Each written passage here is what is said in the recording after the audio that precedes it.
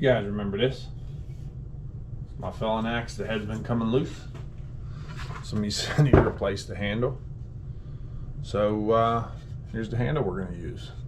It's a lot longer, obviously, than this one. So we'll show you what I'm going to do there.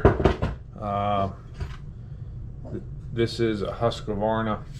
I don't exactly know the weight of this. I think it's like a 1 pound head or 1.25. I can't remember.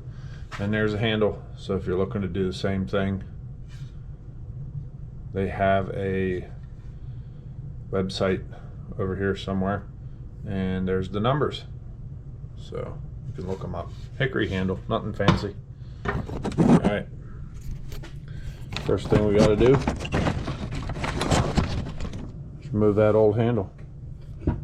Now it was loose enough that I might be able to just tap it out.